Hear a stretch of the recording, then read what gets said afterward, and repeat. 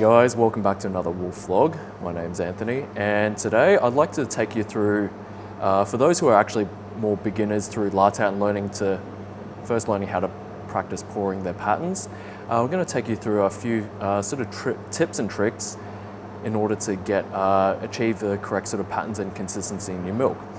I'd like to call these, I guess, more of the 4 Ps and various perspectives on how to achieve better latte art and achieving your desired patterns when coming to pour them. It's not an easy thing.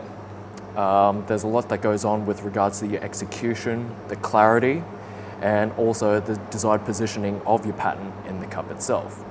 So I guess for me, even when I'm starting to first start out in pouring latte art, okay, I need to be able to sort of memorize and get the fundamentals right in order to achieve the desired effect. So, first thing is, the first P we're going to sort of focus on here is perfect textured milk. Without it, we can't achieve the desired patterns that we want to actually pour. If the milk is actually too thin, then we won't be able to have enough desired texture in order to attain the contrast of the milk with the sort of crema of the coffee itself. Too thick, then the consistency of it becomes a little bit hard to achieve the desired outcome and the pour. So, to achieve a perfect pour, or perfect textured milk, this is what we're going to do.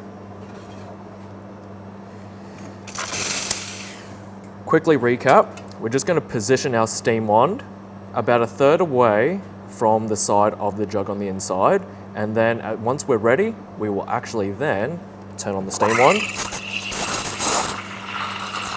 and let the milk and the steam do its work.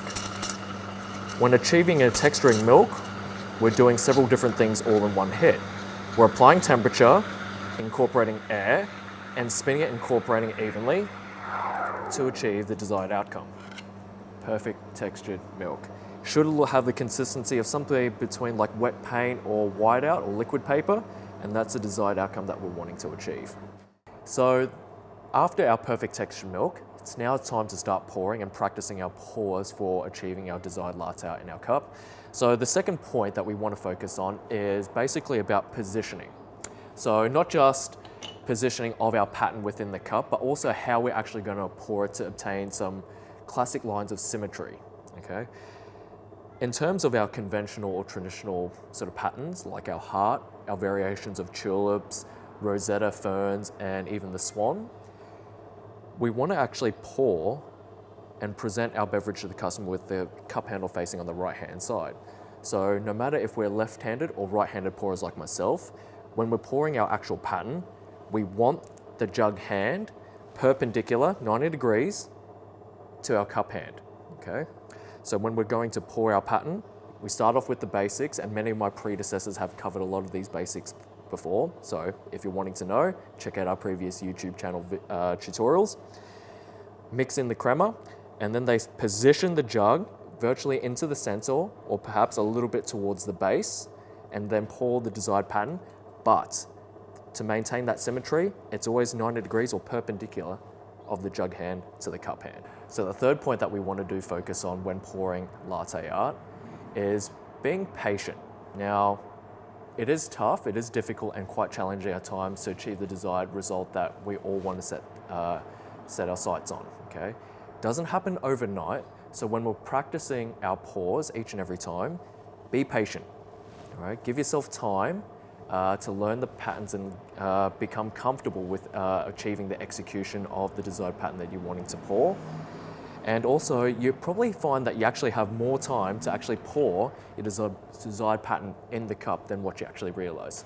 So take your time, slow down, be confident, all right, and don't give up. The last point that we want to cover is basically perseverance. We don't always achieve the desired result each and every time. Most of us, as experienced latte artists or baristas, we do get it right, but that's over several months or even years of experience and practice. So persevere, practice, don't give up, because practice makes perfect, and yeah, best of luck guys, enjoy. Thank you for watching this week's Wolf College of Coffee vlog. If you'd like to watch another video, you can click one of them here. Otherwise, don't forget to subscribe so you can always see the next video when it comes out next week. If you'd like to leave a comment or like below, we'd love to hear from you. Otherwise, grab a cup of coffee and come back soon. I can wait.